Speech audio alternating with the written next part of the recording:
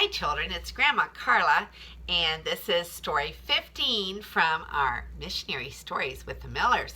And we are just about halfway through this book, so we still have some delightful stories left. But tonight's story is from India. Okay, so here is India. All right, and here is Africa and all of Asia and India right there. Okay, so saved in the night. I'll race you to that tree, 8-year-old Mark Neese called to his older brother Paul. Standing up on the pedals, the missionaries' two sons drove their bicycles as fast as they could along the dusty ox cart trail. Behind them came the rest of the caravan. Loy Neese, missionary to India, drove his old-fashioned Chevrolet slowly over the bumpy track. Beside him, his wife Elizabeth and small daughter Esther, and in the back seat were two brown-skinned Bible women and the wife of an Indian preacher. Now, here it says Bible women is a common term in India for women who distributed Bibles and tracts. 3 Indian evangelists and 1 Indian cook rode their bicycles behind the car. Next came the ox carts loaded with everything that the mission group would need on a trip lasting 2 months. Tents, folding cots, buckets, books, medicines, and food, lanterns, and tools were packed neatly into the wooden carts. I wish we had stayed in Boitayadihi a while longer, Mark told his brother as they rested in the shade of the tree, waiting for the others to catch up. That was one of the nicest camps we ever had. You know, the big mango tree we slept under. I'd like to have hung a swing from that huge, straight branch right above our tent. Yes, well, Father prayed about it, 10-year-old Paul answered. He and the other preachers decided to leave today if the rain stopped, and right away after they saw a big patch of blue sky. So tonight we will be in Panduka. Wonder what that camp will be like. The afternoon was bright and sunny as the missionary caravan rolled into the village of Panduka. Mark's father quickly secured permission from the village elders to camp under a cluster of big mango trees. Then he and the other mission men set up the tents and dug a shallow pit in the ground where they would build their fire. A load of logs was carried from one of the ox carts to the rough fire pit.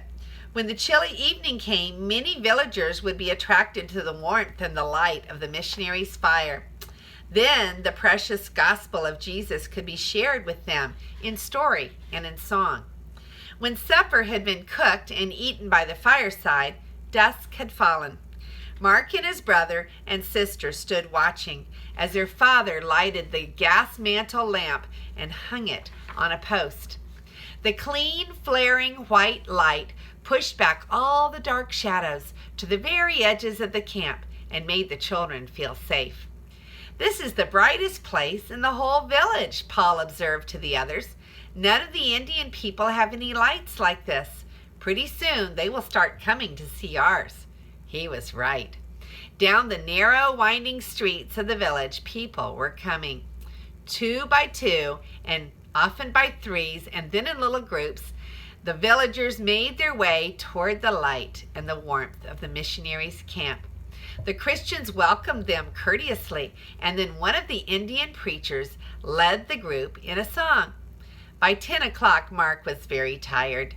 The meeting was over, but a few Indian men still lingered around the fire talking with the preachers as the women and the children prepared for bed in their tents. Mark's eyes could not stay open as he tumbled sleepily onto the bag of crackling straw which served as a mattress for his cot. He could hear a murmur of men's voices outside the tent wall, and beyond them another sound, a moaning of leafy branches as the wind rose in the dark.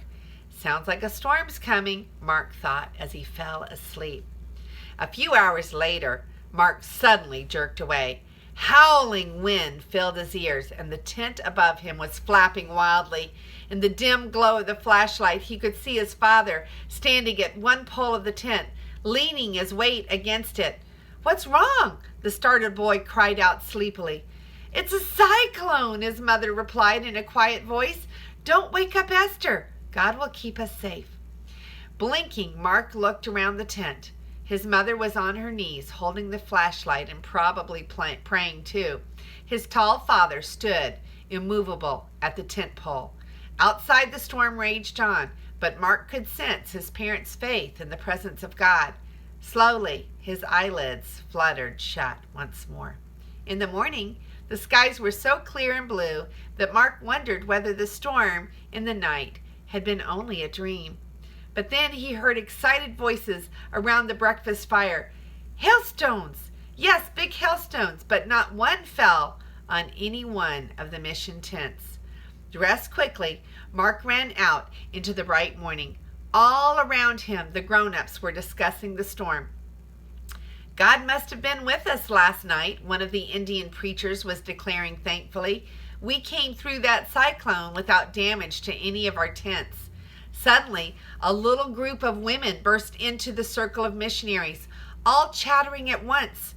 "Your God saved you yesterday," one cried out breathlessly.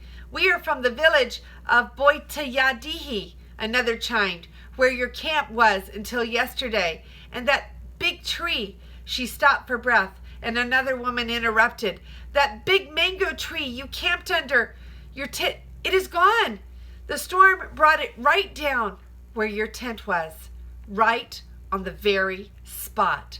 A fourth woman agreed. "If you had not moved yesterday, you would have been killed. Your God saved you. We have come to the market here at Penduka, but first we wanted to tell you about that tree." Mark stood at his father's elbow, listening. "That nice big tree," he thought with a shiver, "and I wanted to stay there longer. But Father prayed, and God sent blue sky for a sign that we were to leave. It's good we obeyed God. He kept us safe again." So that is a story of another instance of God protecting his missionaries. And this is the historical note. Loy and Elizabeth Niss were missionaries in central India for 16 years, from 1926 to 1942. This incident happened about 1935. Young Mark never forgot the night his family was saved from the storm.